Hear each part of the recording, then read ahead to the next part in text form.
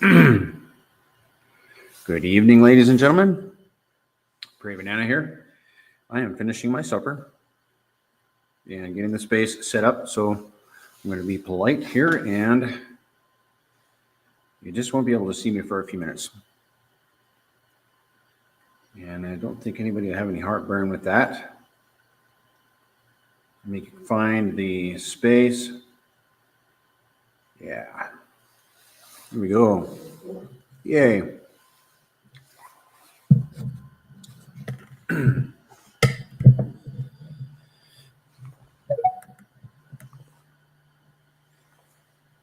How's it going, Zan?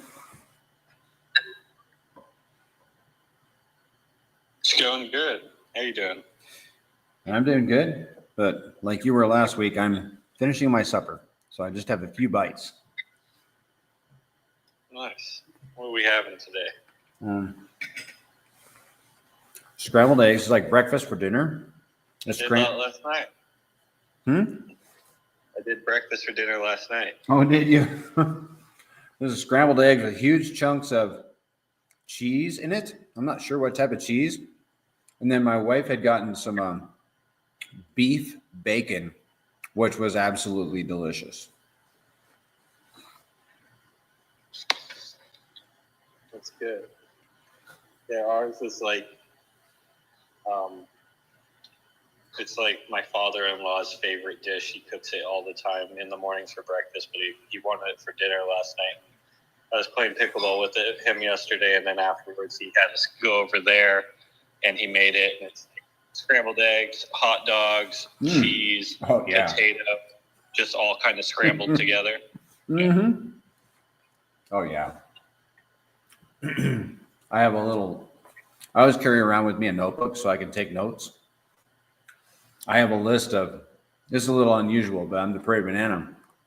I have a list of dishes that my wife cooks for me.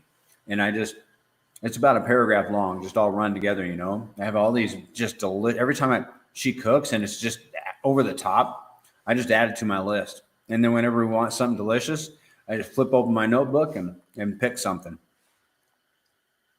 Yeah, that is pretty funny. My kids think I'm crazy, but when you're a dad, something comes over you and you start doing crazy stuff. I think. When you're a dad, you need your protein content.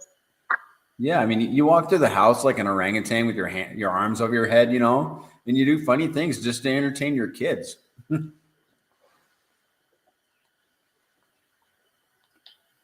you need all that energy. You can only get that through animal-based products.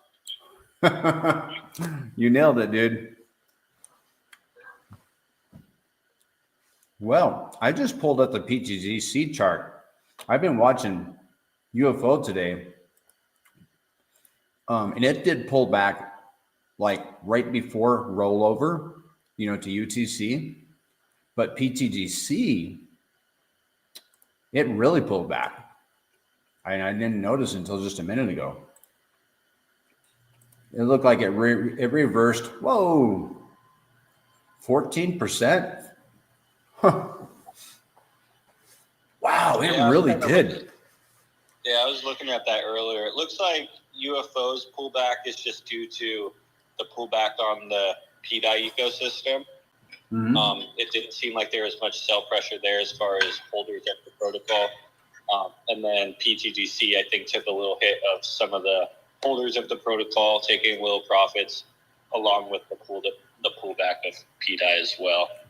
Mm-hmm. And it's interesting to see the volume, because I've been watching the volume today slow down. But then right after we had this pullback, I refreshed, I refreshed the screen on Secreto Bank, and the volume had increased just because of the volatility. People are selling, which increased the volume, and then other people are buying the price back up, and you had that arbitrage back and forth. It's cool to see. We're watching the machine working, Yeah. So like the the free volatility or the free volume that we get from PDI coming up, we also get that on a way back down too. And it's just in the opposite direction. So we can kind of double dip if it goes up and then comes back down. And then obviously if there's any decent sells on our main chart, after that sell goes through, arbitrage bots will come in and, you know, do their thing after that. And then we get the volume on that as well. Honestly, the volume in the last few days has been really, really decent for UFO and pTGC. You're very modest. Yeah. Not to sound like a pleb, but if PDI goes to $1, does that become a stable coin and then everybody can keep all their crypto on the Pulse Chain network safe in the stable coin? I would say that's part of the narrative. If we have a fully decentralized stablecoin that's backed by all the RH assets, and pretty much we're just using the smart contract of PDI to do, or of PMaker to do so, that would be a very interesting point that we do have a stablecoin on-chain native to this blockchain that's fully decentralized and backed by actual crypto. And you could even ask yourself, like, I think how the minting process of PDI works is you need to back it with 1.5 the value of the DAI you're minting. So I wouldn't even be surprised if the PDI narrative is true, if RH backed it with over the amount needed just as a buffer.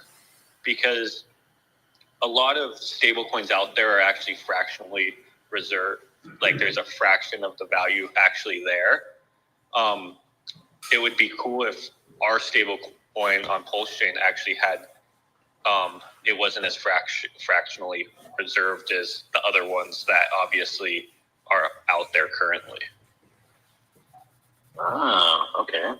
I like the speculatory theories. I mean, decentralized me kind of woke me up about that. So now I'm pretty much on top of that narrative. So I just love the speculative curiosity because you just never know. You just never know. Yeah, my outlook on it is, you know, with the pTGC and UFO ecosystem, we want to be right if we're right and right if we're wrong. So if the PDI narrative is just a narrative and isn't true, we want to make sure that we have our pieces in play to react to any situation like that. But then also we want to make sure we capitalize on it to the full potential if that is RH's stablecoin and that's the hidden token that is going to do from the bottom thousands of X's. Precisely. Yeah. So, the thing I love about it is if it's true, our ecosystem is going to get one of our LP pools like a free 100x for one. So that's just free liquidity and gains for our ecosystem. And then two, we're going to have a massive stable coin in probably close to the peak of the bull market. So we would have a stable coin LP with like over $200 million, which would be beautiful. Man, that would be nice. Yeah, because it'd be like the best case scenario for pTGC and UFO. But we have to plan accordingly in case it's not. But if that situation is true, we would literally get to run up a token like 1,000x, and then it would just peg at $1, and then we'd get to have all that value actually hedge us against the bear market to come. And not only just hedge us against the following bear market, we would then use it as an arbitrage opportunity at the same time. And every time the market shifts, it would constantly bounce off that stable asset because that doesn't move with the market. And then we would just obviously gain value off of that and keep adding to our system via buy and burns, LP ads, APY for holders, etc. Like I don't think we could have even planned a better scenario if the PDI narrative is true for pTGC and UFO. guess we're all along for the ride and to see what happens. You know, it's exciting because you just don't know.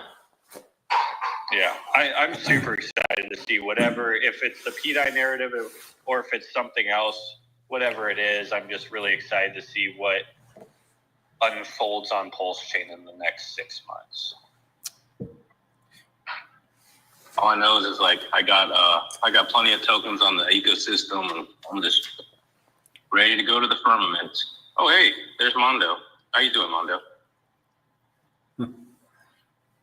Good, thanks.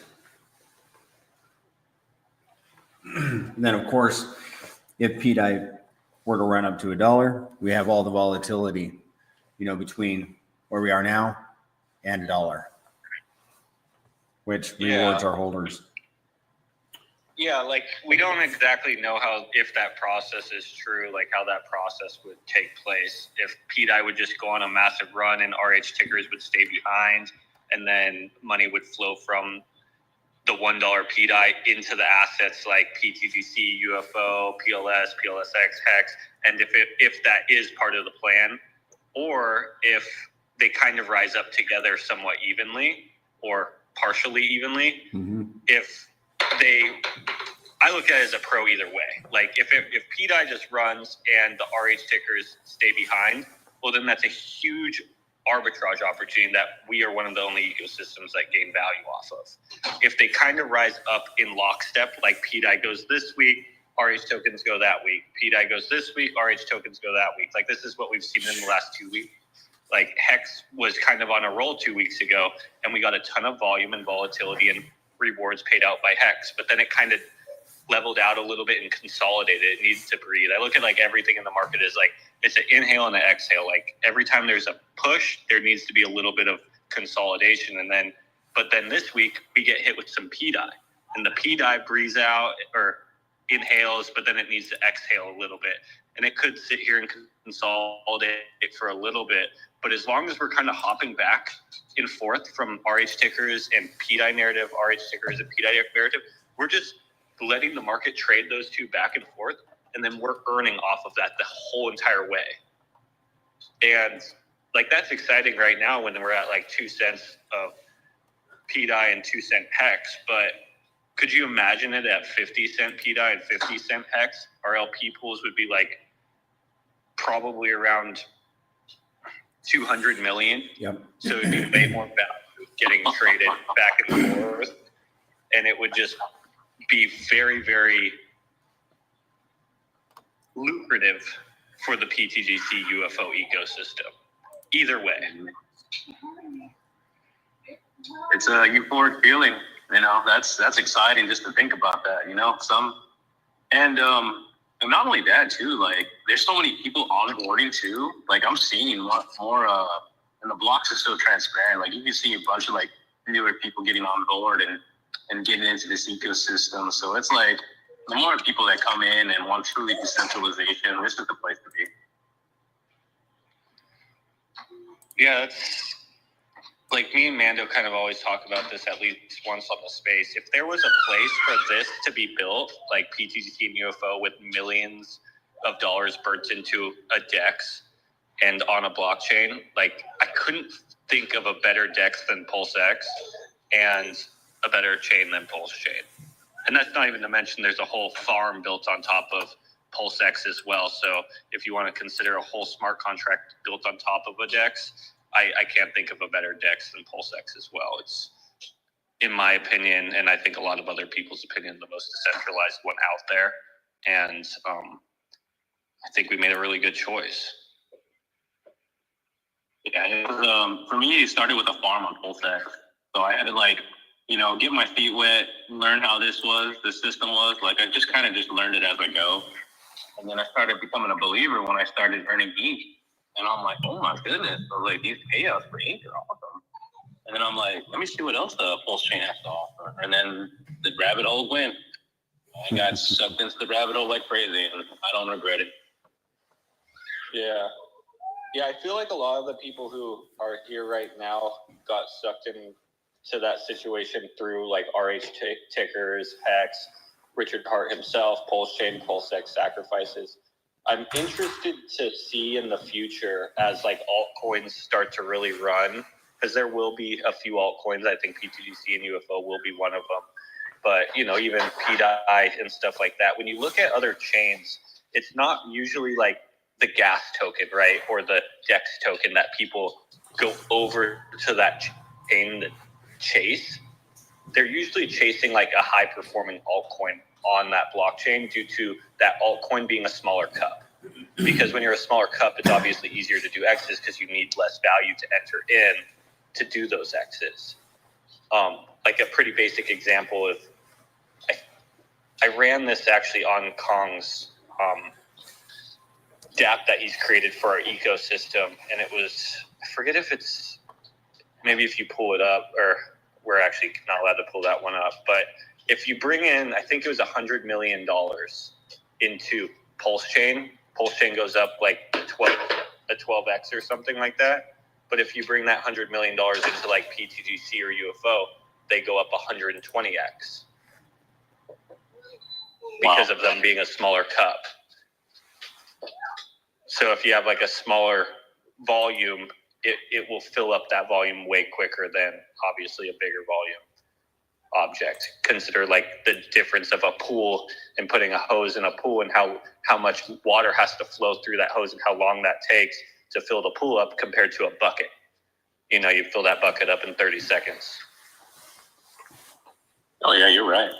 You know, and some people just, I think they don't pay attention to like the narrative on most altcoins. You know, they just see the price depreciation. They just see it going up, and I mean, you know, they see something that just goes all the way to the moon for a long stretch of time, and it's just, I mean, it's not sustainable.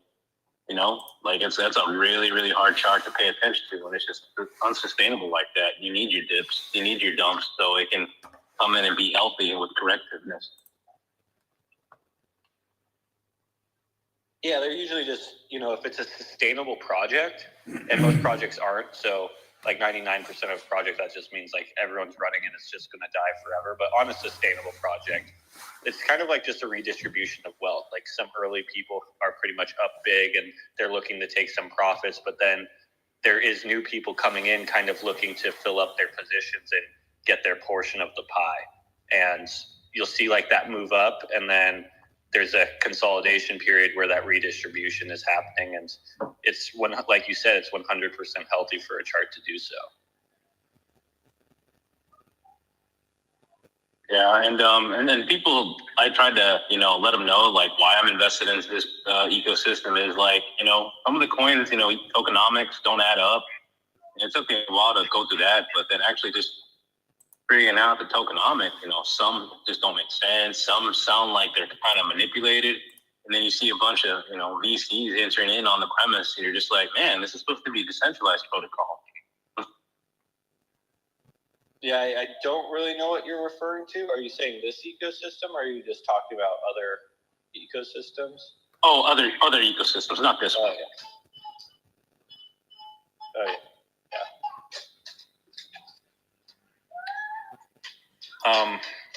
Banana, do you think it might be good to go through a few tweets on the main account?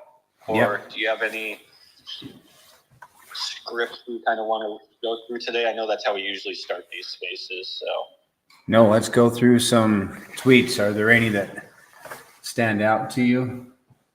I think we just did this a couple days ago, so I'd say maybe just anyone's in the last 2 days. Okay. Let me pull up the account.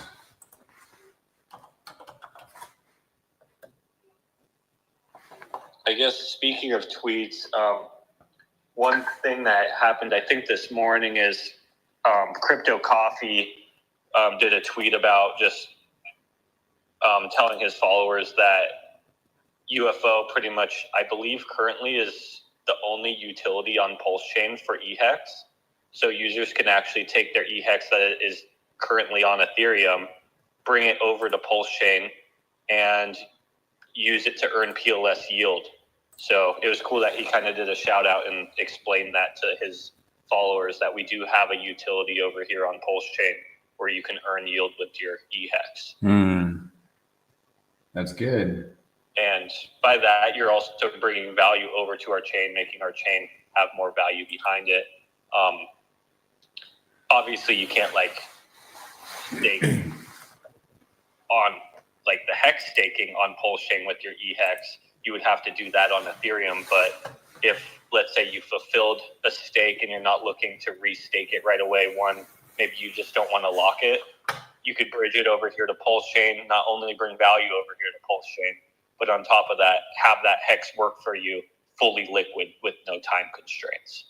So it was cool to see a larger hexagon that obviously has a following and YouTube presence, give us that shout out and just let his followers know what we're doing over here. Yeah, that's a big deal.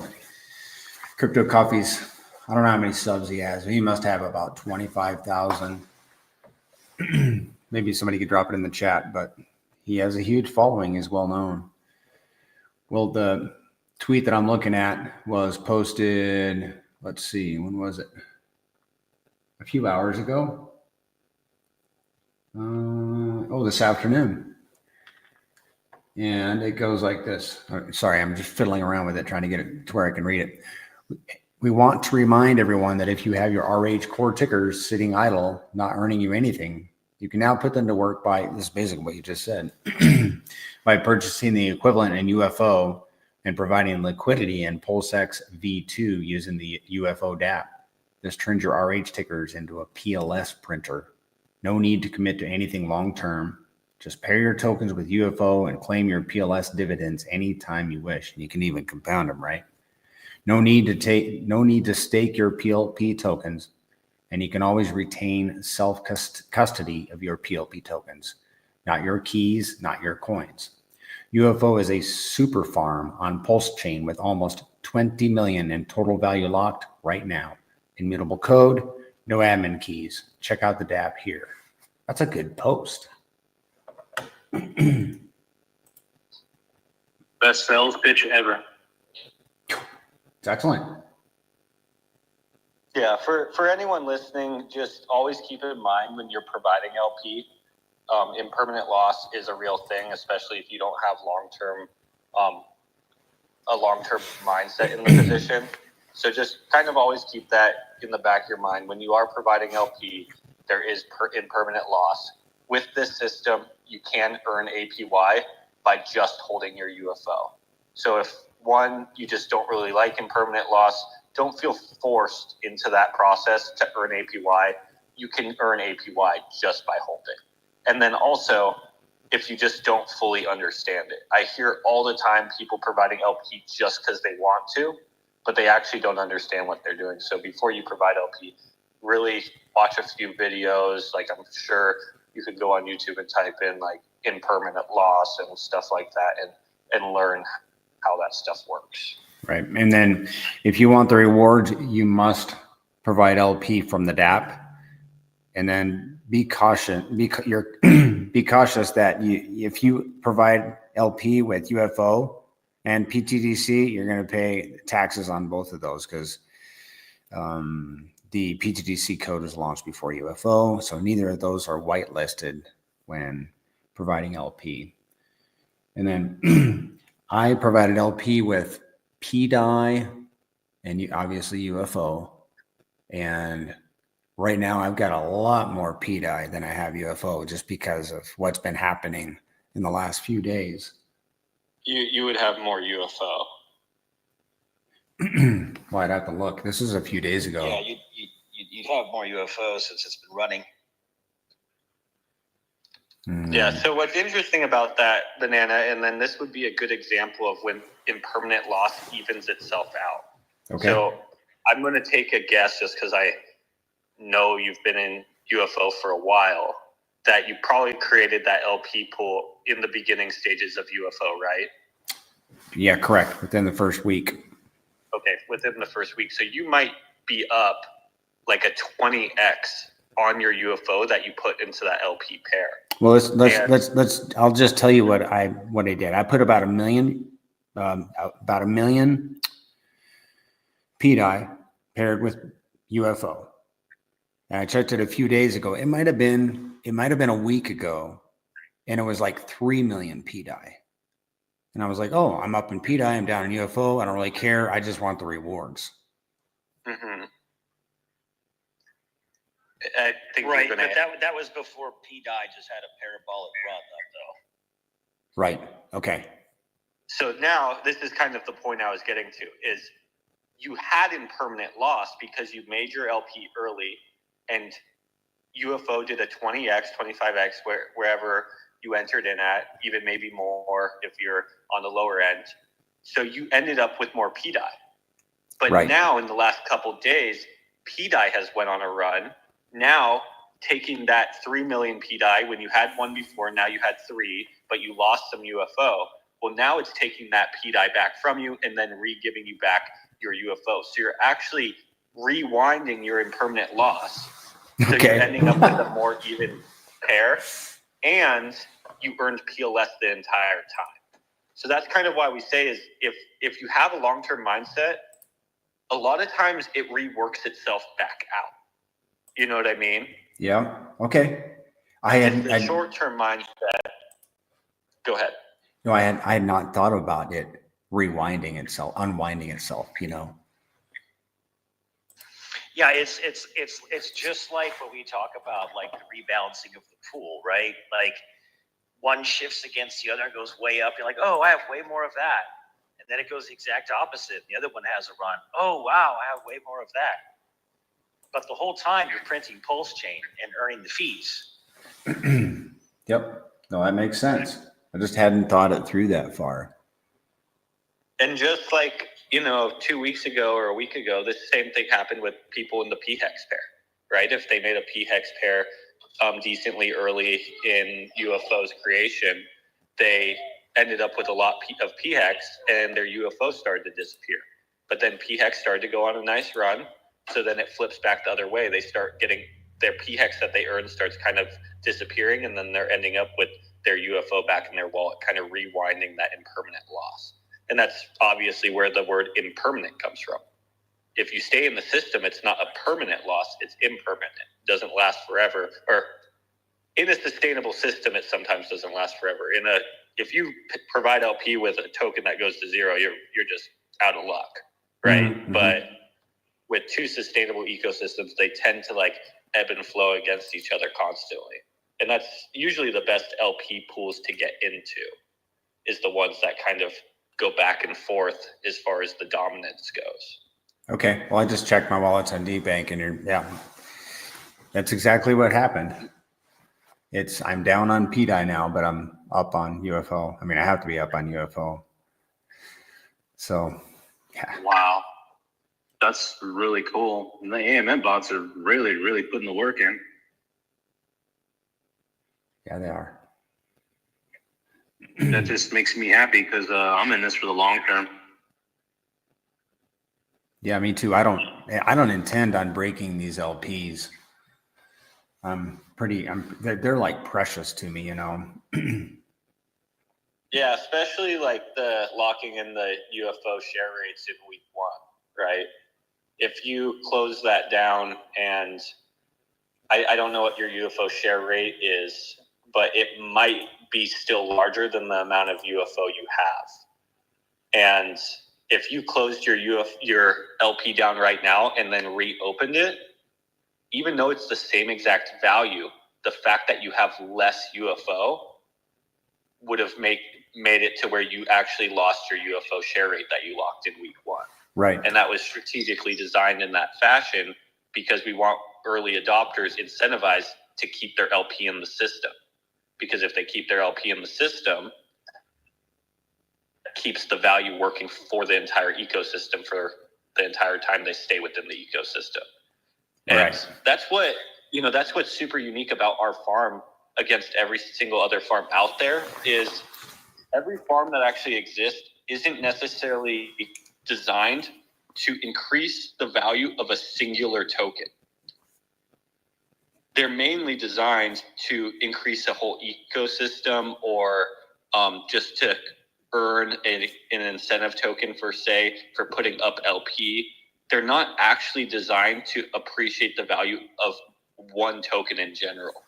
And with this system, you're not only creating more value for one token because you're adding more LP to it, because LP is real value. But also all the trading that happens with all that value you put in it or into that LP is obviously buying and burning that singular token as well. And every LP within the farm is attached to that one token, to where a lot of other farms kind of have this pair and that pair, this pair and that pair, this pair and that pair. They're usually all attached to the incentive token itself, the inflationary token, to give that inflationary token value. So you're trying to incentivize people to give it value by giving them more of it But with this, it's a fully deflationary token. You're not paying out. You're not inflating it by paying out. You're actually paying out off of the fee system. And I don't know of anything out there like it, to be honest.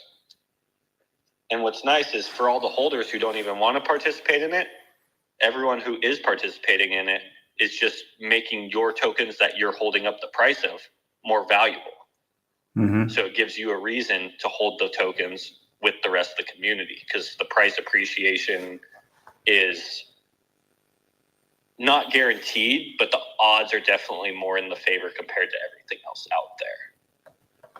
Yeah, you can almost say like token for token, the UFO holders are making more reflections than the pTGC holders, because some of the UFO holders are providing LP. You want to go to the next tweet, Banana? Yep. If there is one. Yep, there is one. The Gray's ecosystem mechanics has bought and burned 35 million pTGC tokens worth $12,500 in the last 24 hours. In addition, 168,000 UFO tokens worth $7,700 have also been bought. Okay, 7,000. Sorry, it was million. It was 168 million tokens. Okay. 168 million UFO tokens, thank you for correcting me on that, worth $7,700 have also been bought and burned in the same 24 hours on a combined $1.8 million in total volume. These tokens are rare and becoming more rare every day. True that. Every time I hear that, every time I read that post, I'm like, yep, I need to buy more. Yeah, and if you can't buy no more, if you're not in a position where you can't buy more, you just keep holding. And our positions are being inflated in the system just by holding. But if you can buy more, then yeah, by all means. Another post is the Gray's currency is now at a $120 million market cap on DEX tools. All-time high after all-time high. Yet Pulse Chain is still a sleeping giant. It's amazing as we watch what is beginning to happen on Pulse with the PRC20 copies, the speculation, the excitement, and narratives simply that don't, hold on a second, simply that don't, where am I? I lost my spot. Don't exist on any other blockchain. Guess what? The world's largest airdrop many thought was a flop has turned out to be life-changing wealth for many. RH was right again. Thank you, Richard, for all you've created. The opportunity before us is looking phenomenal, and the innovations the Gray's currency has pioneered on Pulse Chain is changing the game.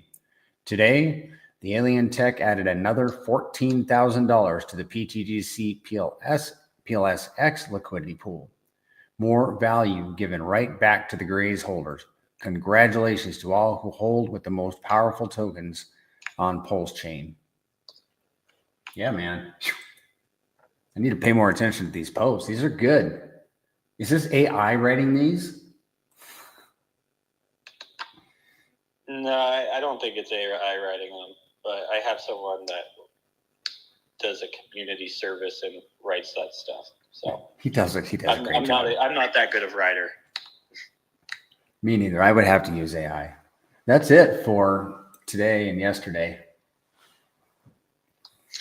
So I think it's super important right now, Zen, to really dive into what we just witnessed with PDI and Teddy Bear and Atropa and the ecosystem in terms of the liquidity pools and how pTGC and UFO massively just took advantage of the volatility on chain, and the amount of revenue that was generated by the up and the down and the up and the down that's come back to the protocols. All these other tickers are great and they're awesome and they're blue chips and they're doing amazing, but none of them are generating revenue for their holders. So it's important for people to understand that as we see these massive parabolic runs, it's not just the X's on the tokens that the pTGC and UFO token holders are benefiting from. They're also benefiting from real revenue generation in the tune of tens and tens of thousands of dollars per day right now. I think in the last 24 hours, pTGC brought in over 327 million pulse chain in revenue just to the Dow. Wow. That's wild, man. Golly, these TVLs are no joke. And what does that mean for the protocol long term? What does that mean for longevity and sustainability? What does that mean for the price of the tokens? When you're generating that kind of revenue, and the only place that you can put it is right back into the tokens. And the tokens are hyper deflationary. So every week, we are asking the system to fit more and more economic energy into less and less and less tokens. Oh, that explains a lot. You make it hyper deflationary, it uses less of the system, becomes more efficient. It's not less of the system. The system doesn't become less, the system becomes more, but it's forced to fit more economic energy into less tokens, which mathematically is continually forcing the price floor of these tokens up perpetually over timelines.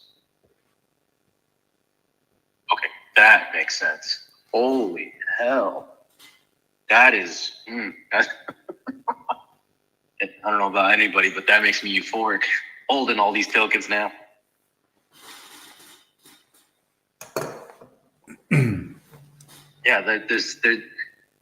No other coins can be doing that on this ecosystem.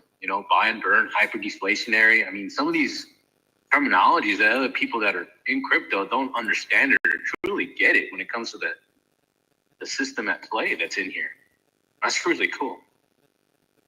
Yeah, well, Prairie, if we can kind of just real quick go over what happened with Zen over the last 24, 48 hours with this parabolic move on PDI and Teddy Bear.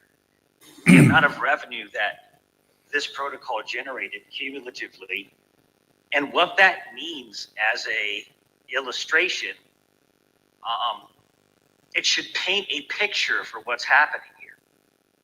Because what's happening here is not happening anywhere else. Mm-hmm. Yeah, and it's still functioning like this with the system that it's built on top of, very undervalued. And that's one of the most important pieces is, like you said, in the last, 48 hours, pTGC's probably bought and burned $20,000 of its own supply. UFO is probably,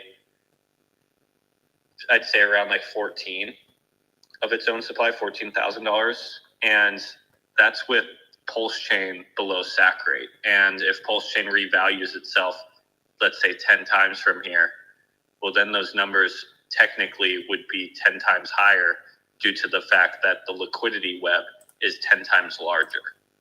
And we saw just in the last 48 hours when Pulse Chain has volatility, we are one of the only ecosystems that actually gets to gain value off of it. In a normal situation, for an example, if PDI goes to 2 cents, and let's say it comes right back down to where it was 5 days prior, there is a few users that obviously took profits. You got some new users in, but the strength of the ecosystem, besides the wealth probably being a little bit more redistributed, is in not a better place. But with our ecosystem, as we go up and down, or as our tied assets go up or down, we actually do end up in a better place. We have more of the supply bought and burn. we have the holders of the ecosystem actually paid out in real revenue. And we have more LP at it. And that's a lot of what a lot of people don't realize is a thing they're in or a thing they're holding will go up and then it'll come back down. And if they didn't sell at the right time or buy at the right time, they really just ended up in the exact spot.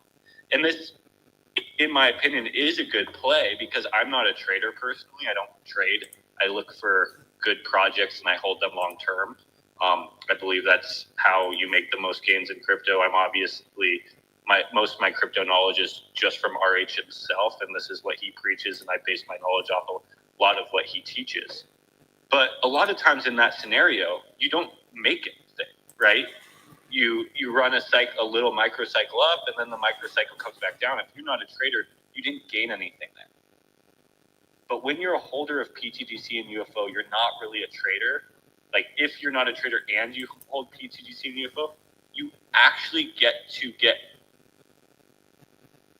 a net positive in those situations. And that's not even just from pTGC going up and down. This is for anything it's connected to going up and down. So anything on the whole entire blockchain.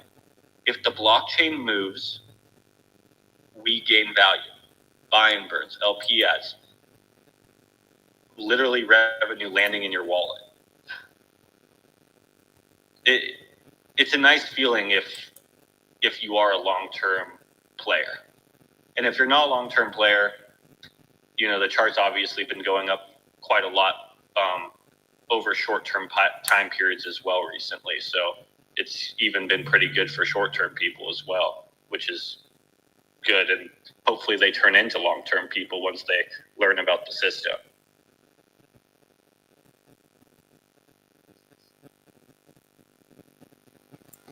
I think in the beginning I was a short-term investor because I wasn't unsure. I was just uninformed. And then I just started binging everything Richard Hart posted, interviews, and his channel. And then I realized, wow, why can't someone for their own ecosystem be this transparent? Yeah, I feel like especially what crypto has turned into is it's very much a casino. So a lot of people are hopping into a lot of different things even before they understand it for short-term gains. And we need to understand that and not like lie to ourselves and say like, ooh, everyone that gets in is a long-term holder. I would say most of the people that do get into a protocol, any protocol, are getting into the protocol to make a quick 5x and then get out and move to the next. This game, if you've ever done it for long periods of time, is usually ends in a net loss. Eventually you get into the wrong thing or at the wrong time and you lose. So this is one of the reasons why I really stand by RH and just really taking the time to find the right projects and hold those projects. Because when you hold those projects, you are also helping the success of the project at the same time, and you're making it more sustainable, especially if that project pays you for doing so. It's obviously a better situation for you. But so every user that comes in isn't going to have this mindset when they enter.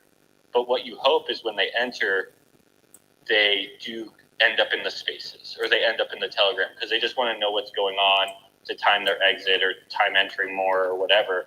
But when they get here, if we can educate them on what's actually going on, they might decide to stay with their whole bag, a part of their bag, a portion of their bag. Really anything is a net positive for us. And I think that anyone who has decided to stay in the ecosystem at any point in the last year has been very happy with that decision. Yeah, I try to jump into these spaces as much as I possibly can just to be informed and listen to what's going on and just to be informed. And the more knowledge I gain from everybody, including you two, I've seen a lot. Prairie, Mondo, and both pTGC. So, and I love all the information because it just makes me want to increase my bag and just make it a long-term portion. Yeah, so I think you're probably one of the best examples of it, right? Yeah, I tried my best. It's been a long path for me. So I left a lot of people on another Telegram that were following another group, and they just, I don't know, I just didn't ride with them very well. I don't know, just seemed like they were all just following the banking institutions, and I just wasn't a fan of that. I'm like, we're chasing them, then it's not truly decentralization. That's what I was looking for. Yeah, I'd say Pulse Chain is probably the best. I don't know what chain these guys are on, obviously, but I'd say Pulse Chain is definitely the best place if you want to be at the opposite of that. Yeah, and they were following the ISO protocol theories and stuff. So I was like, yeah, I mean, this wasn't my thing. It's just all about, gaining knowledge, being truly decentralized, because that's all I care about. Just want to have my bag safe and sound in an ecosystem that I care and trust.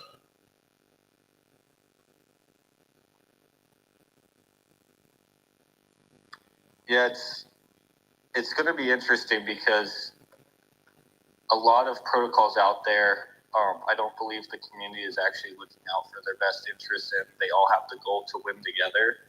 And I love that this system can actually bring in revenue from the outside world and bring it into everyone within the system, because I believe there is opportunities in this space to where you can have a community where everyone's winning, right? And everyone's kind of looking out for everyone else's best interests. I think that starts with Pulse Chain itself. Like, I think RH has that goal somewhat in mind, as far as like the believers in him and the believers in Pulse Chain are all probably going to win if it plays out as he plans. And then I also like to try to implement those same theories within this protocol, right? Is if you're bringing in revenue from the outside sources, it's kind of, I don't like using business analogies, right? But I'm going to use it here.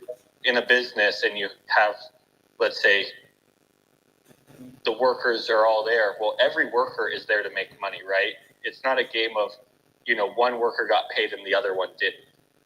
Since you're actually gaining revenue, because this is the idea of a business, everyone gets to make money. Well, in crypto, it isn't that way. It's everyone's showing up that day, but only 2 out of the 100 people get to walk away with the value. And obviously that creates issues, because it should be a world where if everyone's showing up as a community and is working for their bags, we should all be able to get to eat, right? And especially it's really easy for everyone to eat when greed doesn't come into play. And as another analogy I say is, like, right now we have this thriving watering hole, and there's water hole and there's or fishing hole, sorry.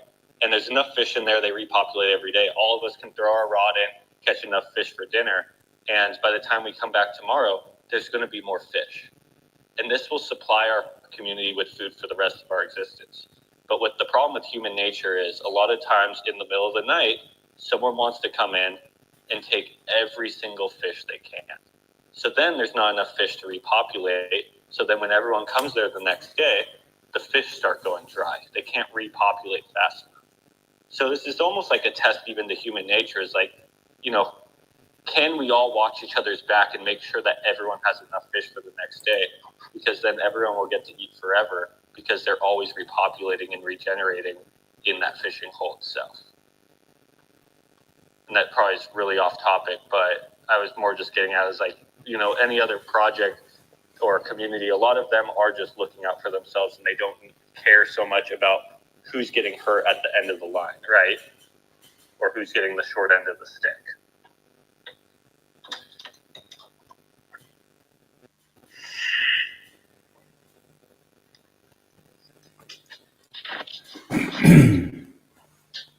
Yeah, you just explained exactly the Telegram group I was in.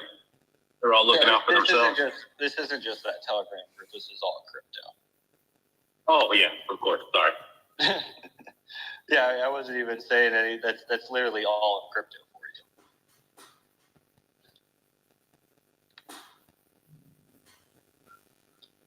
you.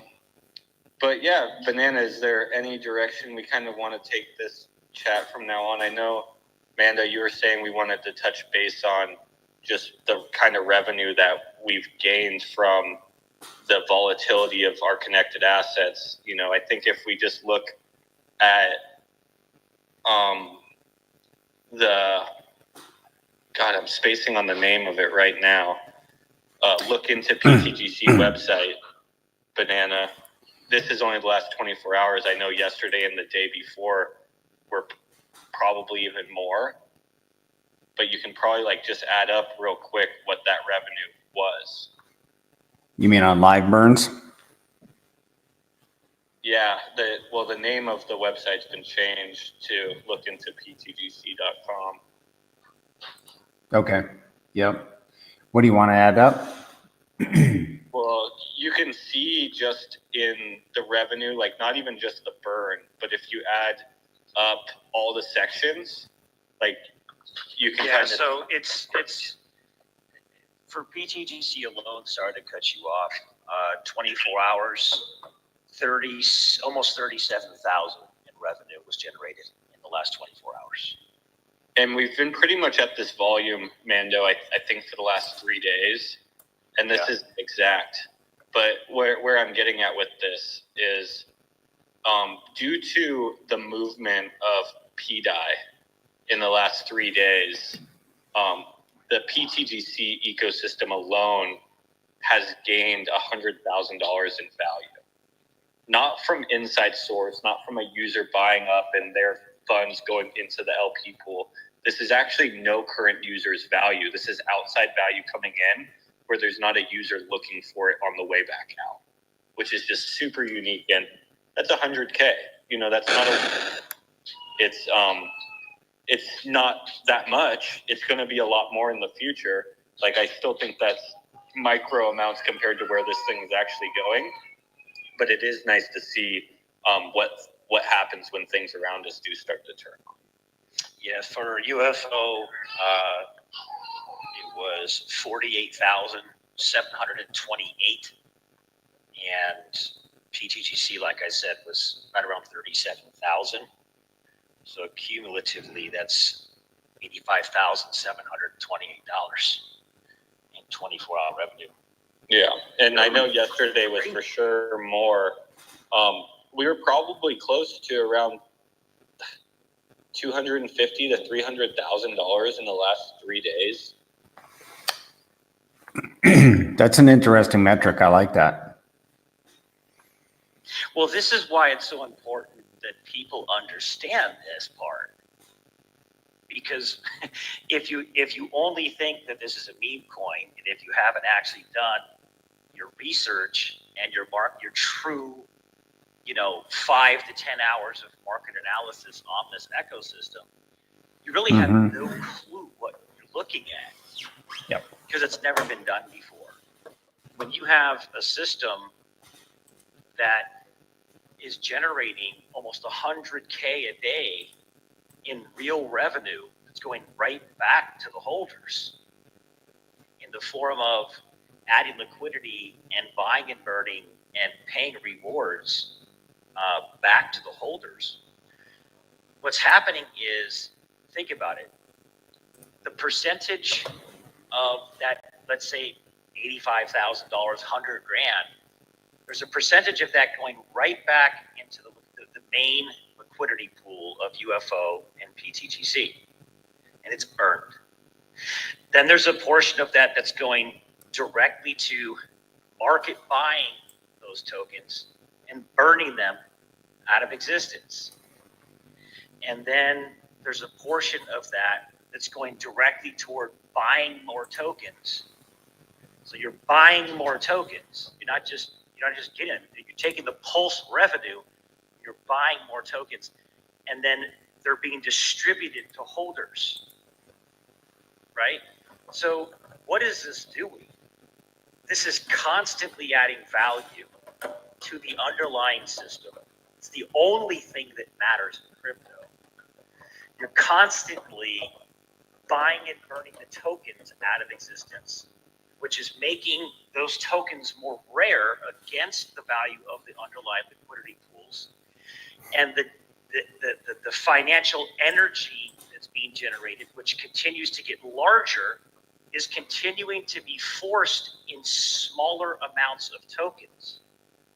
And then on top of that, all of the distribution of that APY that's going to holders is basically taking the vast majority of those tokens off the market as well. So it's not just a buy and burn taking the tokens off the market. It's not just the buy and add to the LP. You're not touching those LPs. You're not touching the tokens in those LPs unless you put money in to take that money out. And unless people are willing to sell that APY back into the pool, those aren't hitting the market either. But guess what? Even if they do want to sell that APY, they actually have to pay the system to do it all over again. If they stake, they've got to pay 1% to withdraw, and then they've got to pay 5 to 6% to sell it back into the pool. So it is a massive financial feedback loop that literally does not stop in perpetuity. And there is nothing like this anywhere.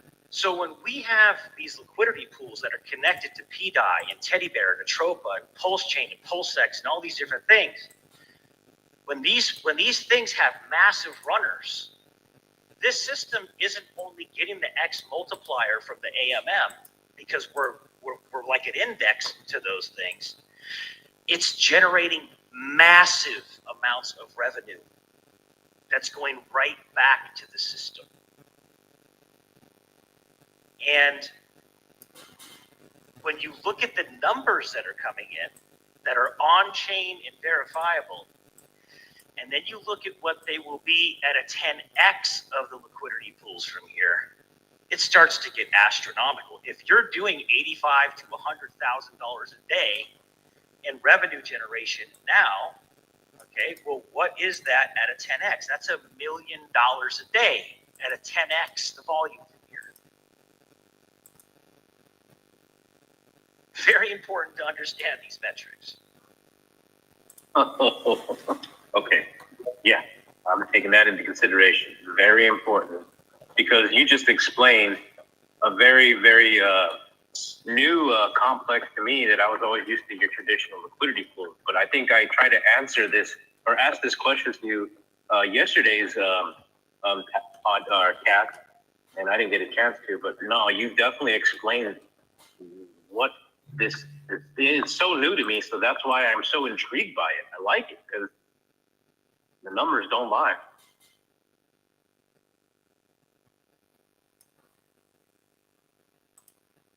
I mean, not only do these things, not only are these things programmed to do very well, but they're also connected to things that are doing very well. And when it comes to Pulse Chain, you know, we know who's behind Pulse Chain. And the fact that, look at this system. Just look at how the system has performed and outperformed everything, absolutely everything. And it would be enough if it was just the X's, but it's on top of that. It's been paying out yield. Think about the people who decided not to fumble their bags when they got in at $1 million market cap, or a 2 million, or a 3, or a 4, or a 5, or a 6, or a $10 million market cap, and they've been earning that yield that's been coming in. And they've just been parlaying it back into their stakes.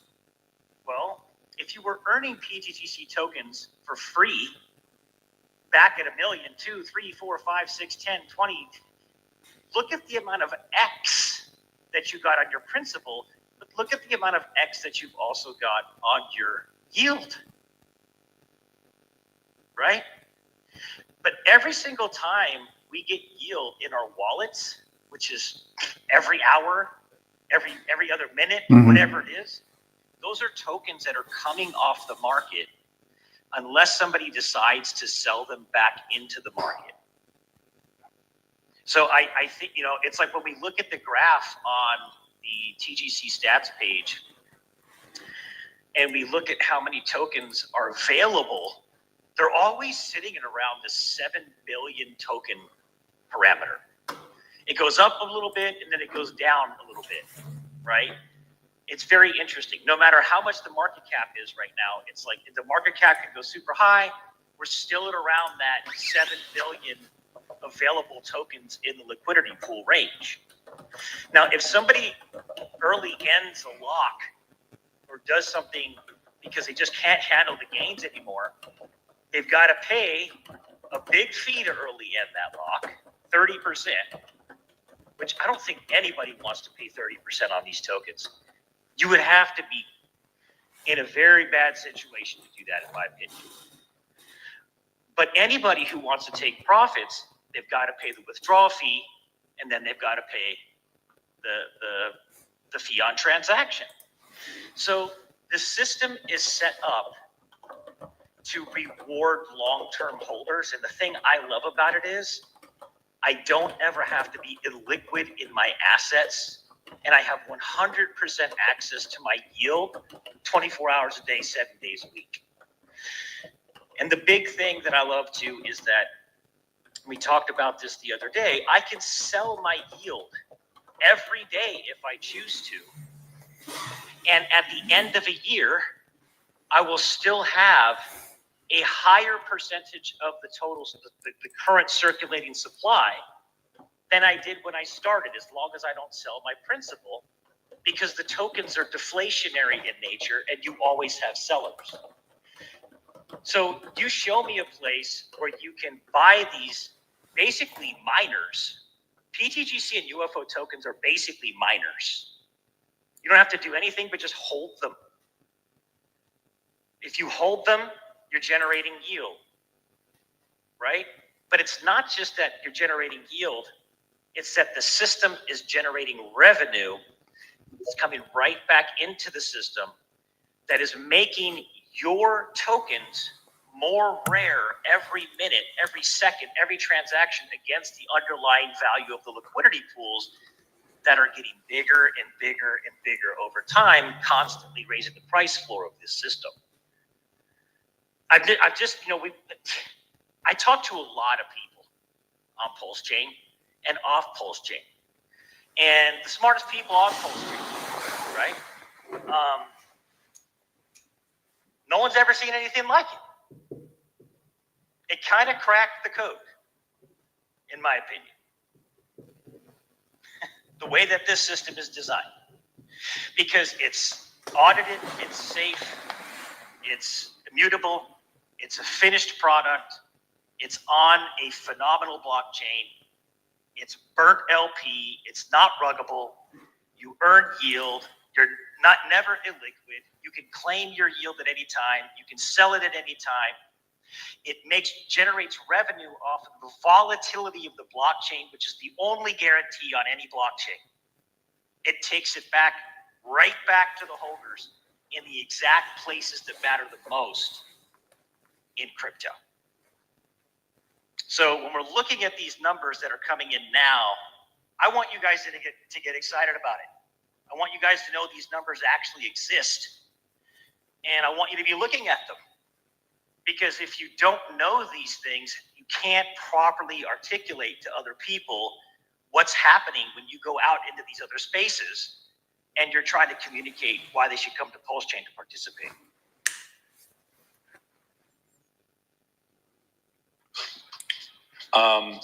Two things that I wanted to talk about that were in that monologue that you're just giving. So thank you for doing that, Mando. There's a lot of good information in there.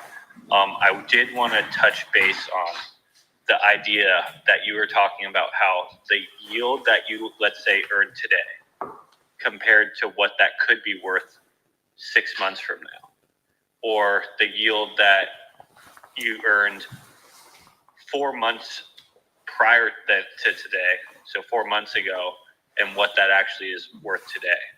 So even Crypto Coffee made a post today saying that he was providing LP, or he calculated the yield he earned in yesterday, and it was roughly 10%.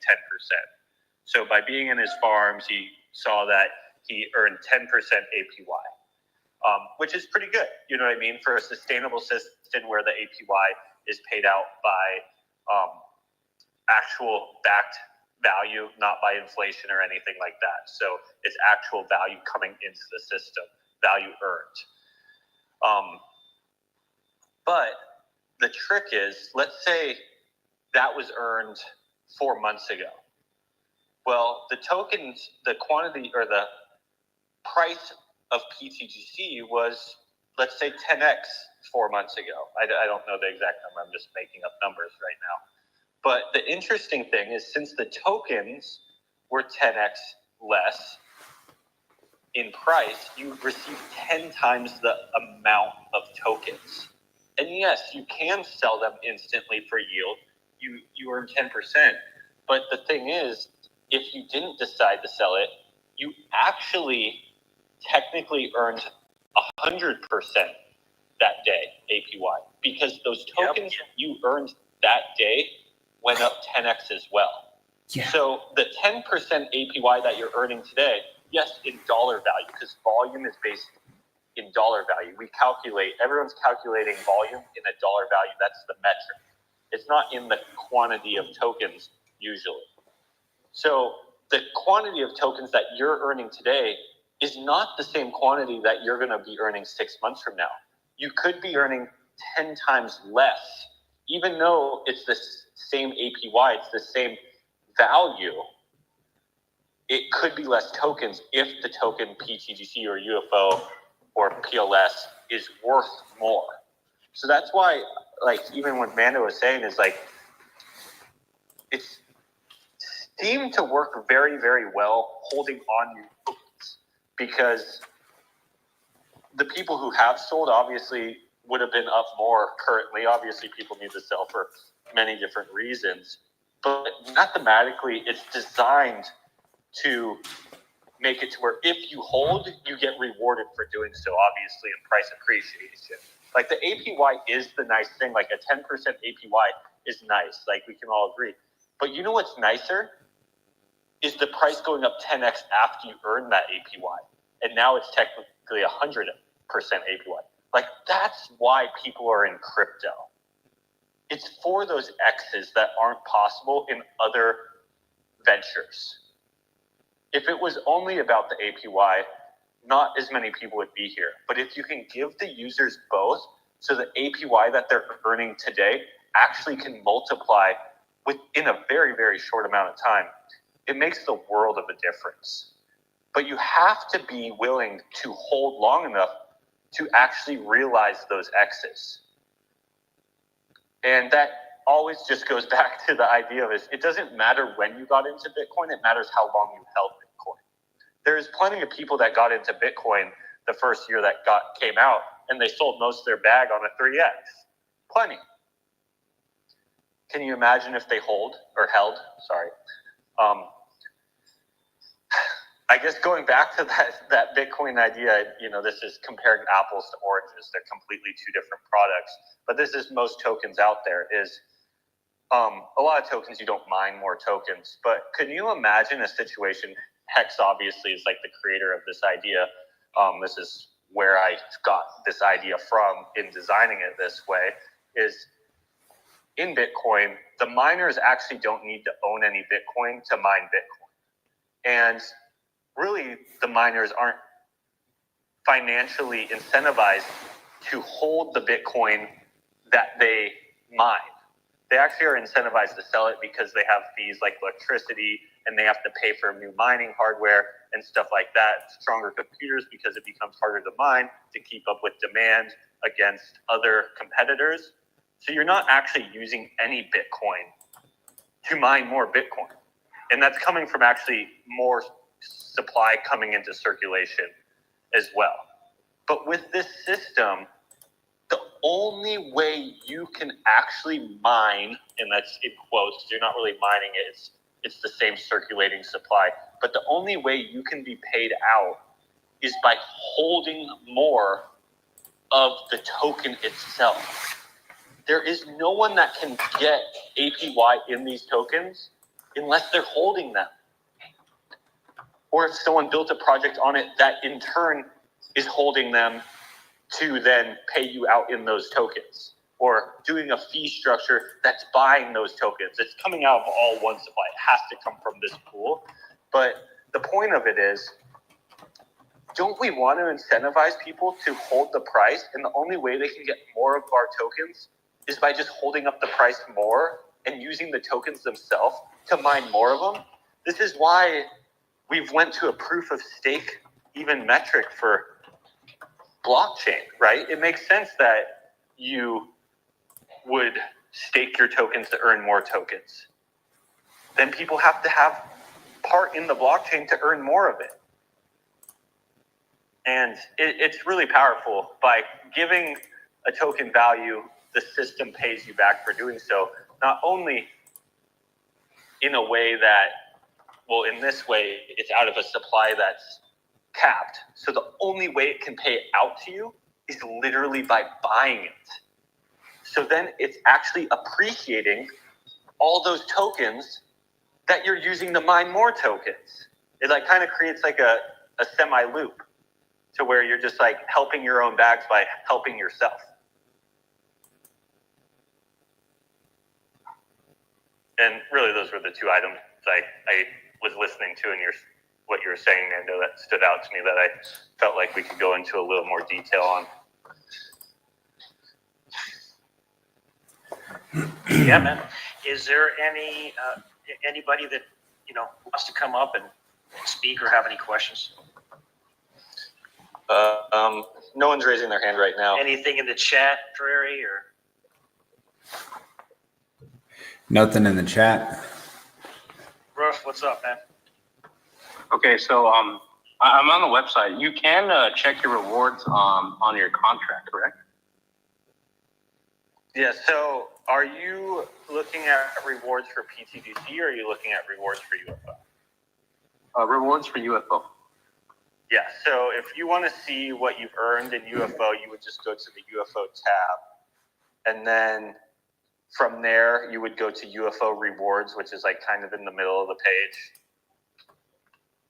Oh, okay. There it is. I'm on my phone. I'm not on my computer. Okay. Yeah, I forget where it is on a phone, but I'm sure you said you just found it. And then I just found it. Yeah, and then it's going to give you your reflection. So if you're just a holder, it'll show you how many UFO you've earned since pretty much your creation of that wallet. And then if you're an LP provider, it will show you what you've claimed to date and what's still claimable, like what's pending currently.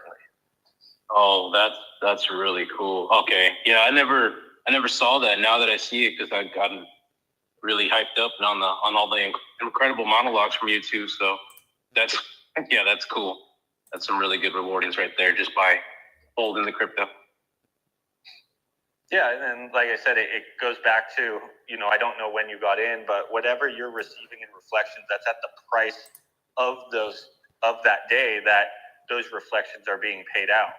But if the project goes up 10x, 50x, the reflections that you've received prior now did all those X's also.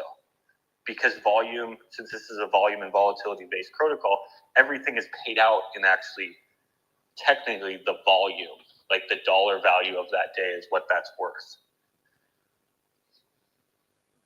Gotcha. No, that makes sense. That's really cool. I like that a lot. Now I know where to look for on checking my status. Yeah, that's definitely the easiest place to keep track. You don't even need to like write down how many you have in your wallet and then go back and then subtract it. You just go right there and you can see it tick up on a daily basis as well. Gotcha. Yeah, like I said, y'all cracked the code for sure, because I don't know any other LP providers that do this. So this is definitely really impressive stuff. Yeah, thanks, man. And seeing your yield is something that Crypto Kong built into his site. Also, you can put in your wallet address and it'll show you your reflections for the last 24 hours for that wallet. And I think he does it for UFO and pTGC.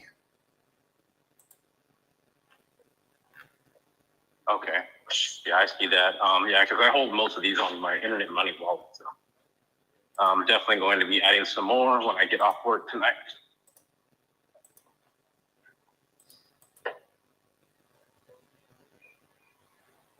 Yep, you can see it for UFO, for both UFO and pTGC.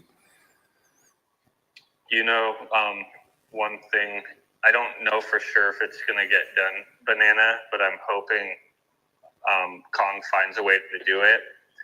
I requested for obvious, it's not going to be for the free version, it's going to be for the subscriber version, but it's going to be a calculator for what your yearly value like of APY would be based on your size of position. So it would be like kind of like a moon math calculator to where you could type in if we do 1 million a day in volume. So if you just put in like 1 million daily volume, and then it would show you for every single size position. So like the shark, the whale, the shark, the dolphin, so on and so forth. If you had that size position and the ecosystem did 1 million a day in average daily volume, what you would be earning on a yearly basis. Oh, that'd be beautiful. Because there is a lot of, I can kind of run the math, but there's a lot of things that a lot of other people have a hard time calculating. Like, for an example, with UFO, even though you, let's say, have a shark position, you can kind of do the math backwards. You need to take into consideration that not everyone is just holding. A good portion of the supply is in the LP pool. So the entire UFO supply that's in the LP pool is not earning rewards. Also, the portion in the debt address isn't earning rewards as well. Mm-hmm. So you need to actually only look at the supply that's in people's wallets that's being held, and that's who you're sharing that with. Right. And I know Kong put that into code to where it does it for everyone. So even if you're just a shark, you're going to be earning more than a shark position in terms, because not all the supply is in wallet's hands. So not all the supply is actually working for more UFO. So that's kind of the idea that I've been working with on Kong. And if he does do it, it's going to be a really simple way to show what projected APY can be for users. If you want to plug in what could be a future average APY. And then you can also moon math it, right? So as the ecosystem grows, like today we had 80, because that's where the APY comes from, is volume. So that's, you can kind of estimate what the future could look like based on what we think the volume is going to be in the future. Right. You know, today we had 800,000 in volume. But if our web 10x's, we might be able to see, and you know, this is no guarantee. This is what we're projecting. We could have days that have 8 million in volume on a good volatile day. Yeah. Obviously, there's going to be slower days that maybe are slower. So you can kind of like take an average. So let's say 10x from here, the average might be 2 mil. But then you can plug that in and say, wow, well, I'm looking like for you, Banana, you might have like a number like, okay, passive income wise, I want to take in from this protocol $50,000 a year, right? Mm-hmm. And if the protocol does 2 million a day, I'm going to need a shark position to get paid, or a dolphin position. So you could kind of work backwards and figure out what size position you need to get the passive income you need to be financially free. Yes, absolutely. I want that built in, and I want it built in before the end of January. If you follow me. I'll pay the premium for that too. Yeah, and that's kind of the thing too, is I want him to have things in there to where when people get into the premium, they're like, sweet, this is what I was looking for. Yes, right? yes. More value for the spend. I haven't heard from him all day. I'm going to reach out to him though, because I want to get behind this thing too. I love that idea. Yeah, I think he'll be able to pull it off. So probably not too difficult. I bet it's difficult, but he's okay. pretty damn smart. So I got faith in him. Yeah, because that's a thing. I mean, people come into That's the number everyone's looking for. Right? yeah, Like exactly. If you're in the passive, you want to know what number, or you know the number that you want to be financially free. Everyone kind of knows that number in their head. So now the question is like, well, where do I need to be to get that number? You can, obviously the if number is, okay, what is the projected daily volume going to be in the future? You're going to have to play with that number because we don't know what that number is. We're creating systems that aren't dependent on human interaction to hit these numbers. And when you create systems that aren't dependent on humans and they're just dependent on the mechanics and the machines, you can actually calculate this better because human emotions are all over the place. Mm-hmm. But if we can make it reliant on machines, it's actually more of a, you can formulate it better, right? Like you can depend on it more when it's coming from an actual mechanic instead of a human. And that's what we're kind of leaning towards is like, okay, well, if we're seeing an average of, let's say, $400,000 in volume a day right now, and then we go up 10x, and the majority of that volume is coming from market makers. Well, then they're going to be here forever. And if we can 10x our liquidity pools, now the market makers need to move 10x the value. So now we might be around $4 million in daily volume. Okay, well, I'm going to plug that number in just for an experiment. This is all these moon math calculators are. Mm-hmm. Is there experiments of what the future could hold if this number does this and this number does that? And now you can do the math like, okay, to hit that $100,000 a year, I'm going to need to become a shark, or I'm going to need to become 3 dolphins. You know what I mean? Or so on and so forth. Yes. And I think a lot of people are looking for that information. Yeah. People come into the Telegram and sometimes they're like, well, what can I earn passively with these 2 tokens or with just pTGC? And, I can point them to my calculator, which will show them what they earned yesterday. But that's yesterday. Now, if you can forecast a year into the future, granted, let's just call it what it is. It's speculation, but I mean, maybe you could even base that forecast on a history of volume, and then you can plan your position around that. But I'm excited about that. I think it'd be a good tool for people. Yeah, it could be a good onboarding tool, really. Yeah, because we have actually seen so everything we've been talking about, it's all just a math equation. So when our liquidity was half the size than it is today, we actually were seeing around half the volume. And when it was a quarter of the size, we were seeing on average a quarter of the volume. Because the majority of our volume actually comes from the market makers themselves. So we can actually kind of just keep expanding that number if we can keep increasing our liquidity web. And this is done by us legitimately adding liquidity via our smart contracts, DAO, and people farming the community, adding liquidity.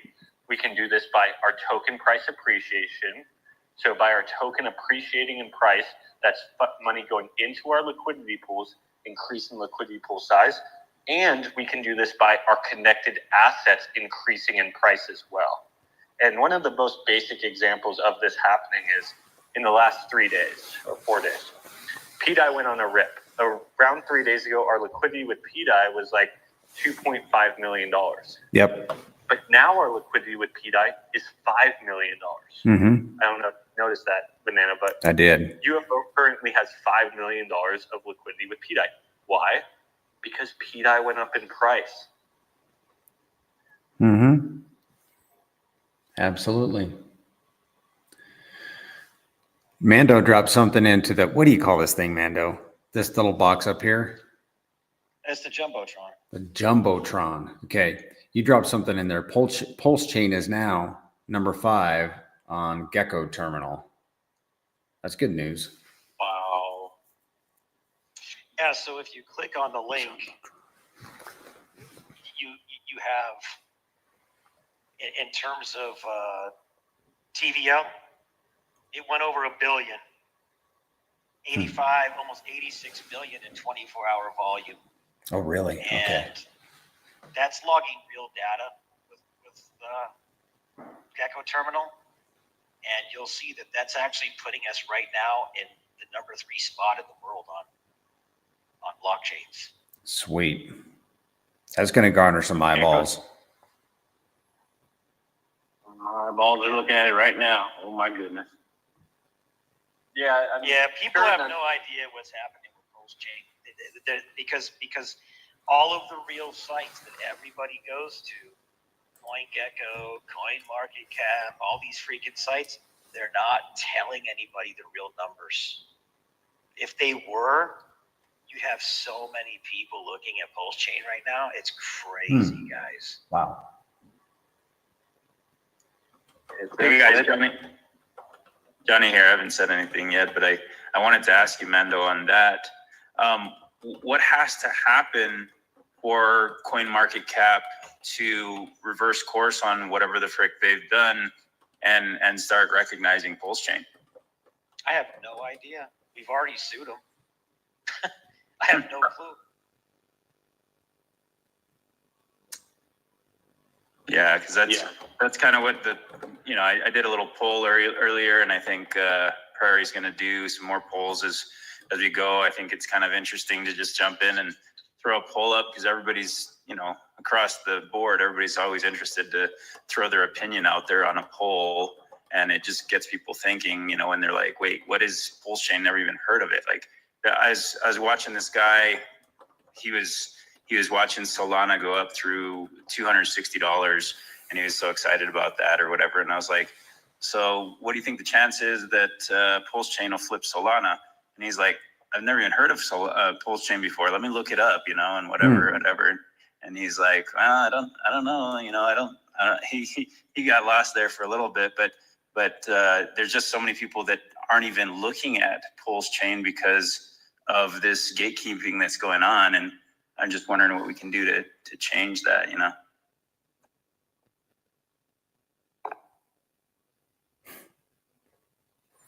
I think that what has to happen is exactly what's happening now. Exactly. Yeah. I think that Pulse Chain just continues to build and evolve. People continue to build things that are phenomenal on chain. And, I also think that obviously once Richard beats the SEC and finalizes that case and that thing gets smoothed out, obviously there's not even a reason anymore. No one has a legitimate reason anymore to not be properly submitting the correct information on their data aggregators. So you can create a case that says, well, these entities don't want to be promoting something that is being attacked by the SEC as potential security or something worse or something like that. But once that is out of the way, you could litigate that you're lying to people. And I think that the gates will start to come down pretty quickly. And it's going to be even harder if we get picked up by Kraken again, and some bigger, really reputable exchanges start picking us up, and they have to put the correct information because it's all on chain. You can't have those entities lying to everybody when all the other main exchanges that are starting to list Pulse Chain have the right information. It makes them look like retards at that point. So I think that it's going to naturally work itself out, but I think that there's a few little things that need to actually be ironed out before that.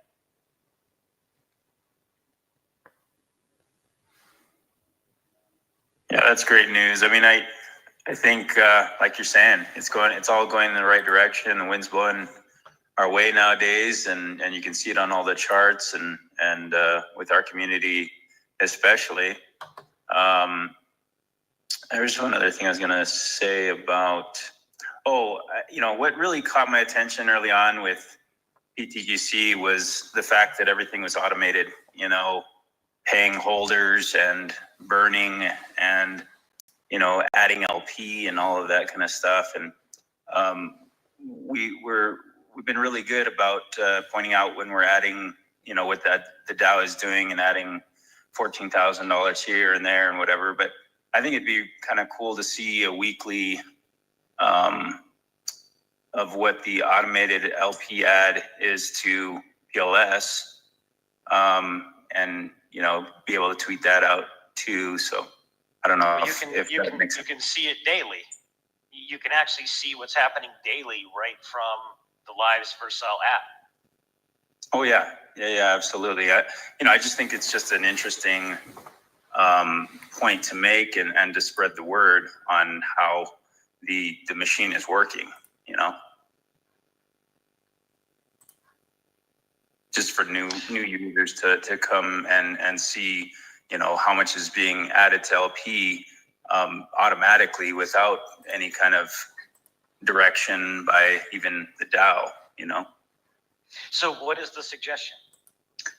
Oh, just a weekly tweet that says we added this much in LP automatically from the 0.5% automated LP ad. I don't know how else to call it. That we can all share around, I guess. Gotcha. Yeah, thank you very much for the insight. Anyways, thanks a lot, guys. I don't have anything else. Yeah, I actually really like that idea. A lot of times we highlight on like that DAO and stuff like that, but more importantly, the automatic functions are really important as well. And we probably could bring a little bit more light to those functions. Just like what I could look it up right now, actually, what happened yesterday with the automatic LP ad within pTGC for today. $3,148 in LP ad, automatic LP ad, and $3,148 in automatic buy and burn. Yeah. From that, and that doesn't include the UFO side. Exactly. Yeah, and I think we kind of do forget to touch base on that so often because of it being automatic, because it's just happening with. Yeah, almost 7,400 in buy and burn from the UFO protocol in the last 24 hours. But yeah, Johnny, thanks for bringing that up because that's something like I feel like I've completely overlooked, shedding a light on a lot of the time, and it's one of the most important features. True, and that's something that I will build it into my sheet. I'll jot those down every day, and then once a week on a Monday or Tuesday, we can summarize it and tweet it out. I like that idea. You dropped the ball on that one hard, Prairie. Like I'm losing faith over here. You're funny. Yeah, Prairie, if you could really get some more stats together, that'd be helpful. Yeah, Prairie. What the heck, Prairie? What the hell's going on? Hey, do we need to get our old guy on stats? This guy is working his ass off, man. Leave him alone. Hey, what up, Coach? No, we're good. What's going on, Coach? What's up, guys? What up, brother? Just here with the family and stuff. Awesome, man. Man, what about that T-Dive run up? I'm sorry, what were you going to ask? Oh, I'm sorry. I was going to say thank you for Gecko Terminal. I didn't know you can actually see real-time DEX monitoring. Oh, yeah, you can see all kinds of stuff on that website. It's pretty awesome. Yeah. I like DeFi Llama as well. Yeah, I was impressed to see Pulse Chain on the DeFi Llama. That's really good. That gives me peace of mind with DeFi Llama. Yes, sir. Well, looks like CoinGecko and CoinMarketCap are being deleted as we speak.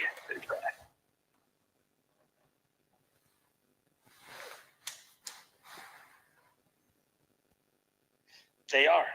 I mean, and it's not even just Hex, Pulse, and they do this with a lot of cryptos, and it's just great. Like Hex is like 5 years old now. It's not. Yeah, a I don't scam. get that. It's up hundreds and hundreds of X even here, like from the start. Like Pulse Chain launched. It's been working flawlessly, perfectly since its launch. It's got massive metrics on it, and it's just getting started. And you're lying about the information for what? It's open source software, right? So it's stupid too, because it's not like you can hide this information. It's public. Yeah, that makes me bullish if they're hiding it, because maybe Richard Hart was right and not doing a false advertisement. It's a better Bitcoin.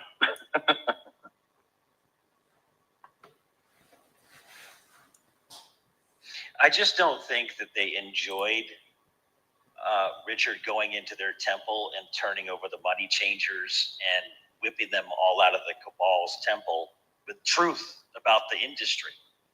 I don't think they appreciated the truth of what he was saying, but it ended up all being true, didn't it?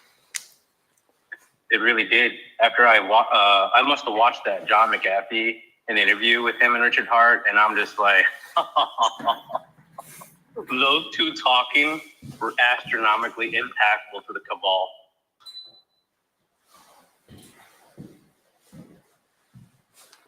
So that made me super bullish on investing everything I can into Pulse Chain.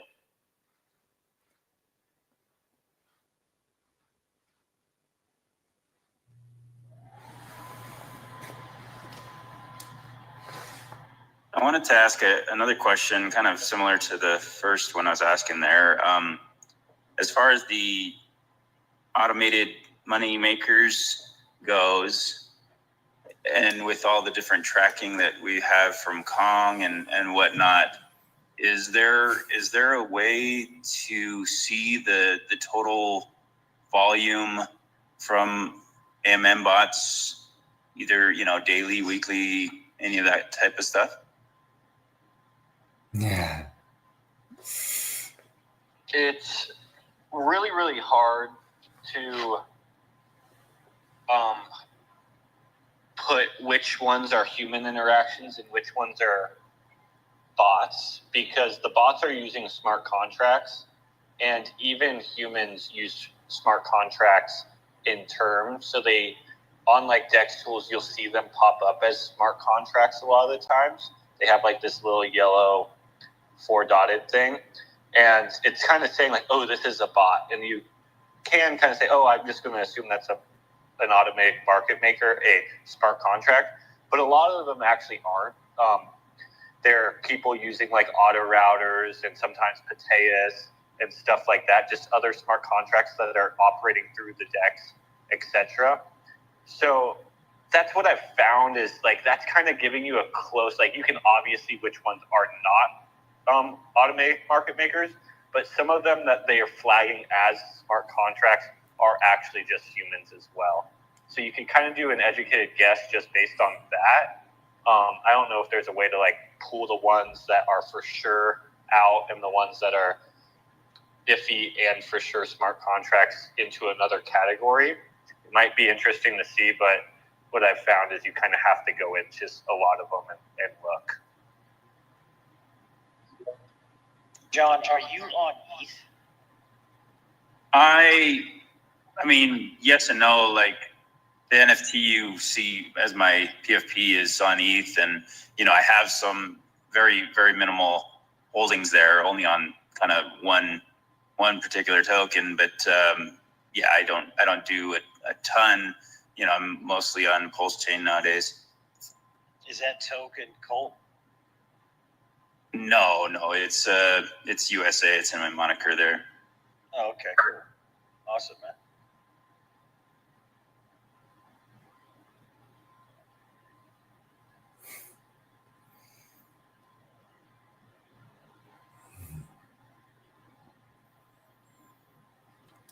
All right, guys. If there's anything we want to close it off with, or if anyone does have a question or a comment, or they just want to come up and say a couple things, I think we're coming close to the 1 hour 45-minute mark. Unless anyone who is speaking has any topics they want to go into. People that use fiat currency, you call them poor. You call them poor. Oh, I hear that. I call a bunch of people at work non-coiners. I think that might be it. Anybody else, guys? Well, we got the founder in. Any questions, any comments before we shut her down for the night? Get back to the fams. I got what I needed. I got some new metrics to track. I'm excited about them. You guys make fun, but and it is funny, but I'm excited, man. wait till we see them all stacked up over a 7-day range. I just want to make sure that you got this. They're obviously joking about that because your metrics are so on point. Okay. Yeah, I'm kidding too, but like yeah. You're so on it that they're kind of poking fun, like, dude, you're still on it, but here's one more. So on it, dude. The other day he sends me a spreadsheet thing, and it's like I felt like I just bought the biggest Encyclopedia Britannica I've ever seen, and I was like, bro, I asked you for like one metric, and now I have to like become the Einstein of spreadsheets, dude. He's got so much. Prairie, you've done an amazing job, brother. Oh, thank you. Appreciate it. Just an awesome community member. We love you, man. We love all the work you do for us, man. Thank you. I appreciate you guys. Yeah, Prairie, I want to say that too, because I love what you're doing. I appreciate, we've chatted back and forth through Telegram and stuff, and you're doing a phenomenal job. I would like to say one thing, just because I've had probably 10 people buy in with, $10,000 to $20,000 buys that are no coiners. Nice. And what the easiest way to do it is I tell them about the whole project, how awesome it is. And then they're like, oh, okay, yeah, cool, whatever. And then a week later, I'm like, hey, if you would have bought in when I told you, you'd be up 40% right now. And then they're like, oh, what? And then all of a sudden I get phone calls and, hey, come over, and hey, what do I do? How do I freaking bridge in? Or, all these different things. And then, all of a sudden they're in and they're watching stuff grow, and it's mind blowing for them. So gotta love it. That's awesome. I can tell you're a dad ahead too. My dad put in $500 into pTGC, $500 into UFO. And this was months ago. And I've been sending him a screenshot every day of his portfolio increasing by at least $1,000 in the last week. Yeah. Isn't that an awesome little conversation to have with your dad? It's like, hey, Dad, yeah, you worked your butt off your whole life, and you just did what you usually do in a day and in a half a day or whatever, but doing nothing. I said, Dad, you made since Tuesday, you made $8,000. He's never made that kind of money before. My son just got a job working here at Kroger's about a month ago. He's saving up. Last week, he's like, hey, Dad, I want to get in UFO. I want to get in UFO. So I got him a tracer, set them all up. He popped like $1,600 in there before it started to do that super run right here. You should see him, 19 years old, first position in crypto is UFO. The biggest smile on a teenager's face you've ever seen, dude. He's just sitting there just like, Dad, I made $500. What the hell? That's awesome. So it's fun. In other words, it's fun. It's fun onboarding when you've got something cool, when you got something fun, It's fun teaching people how to get onboarded the right way. Onboarded them with a tracer. And, anyway. That's pure gold, Mondo. Yeah, I like your mood today than it was yesterday. There was a lot of plebs in the last chat. That was awful.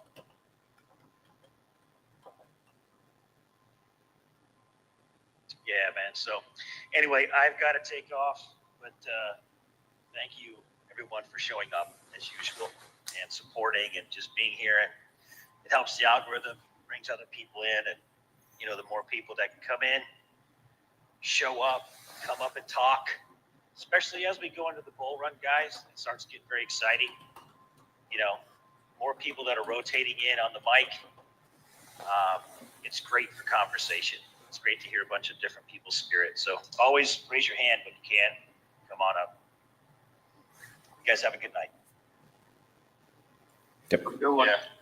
Thank you, Mando. Yeah, I'll just say thanks to everyone again. Mando, Coach, Banana, Johnny, Rough Patch, the speakers tonight. I really, really do appreciate you guys coming up. It makes the conversation up here very, very enjoyable and a lot more fluid. Then if you guys don't, I have to sit up here and just ramble. It's not as fun and probably not as interesting at all. So thank you so much for coming up and just being part of the conversation.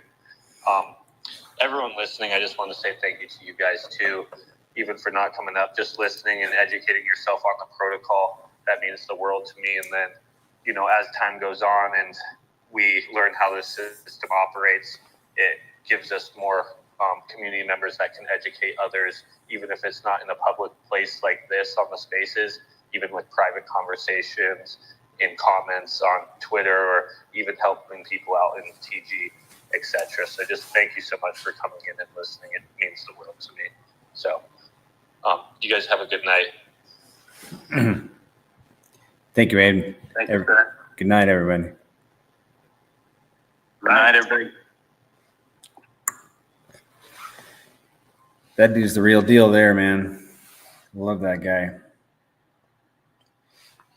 He's one of the best founders in crypto, in my opinion. Just genuine, benevolent, good man. Everybody like the video, subscribe if you're not subscribed yet, and we will see you again on Saturday at 10 a.m. Eastern. Have a great week.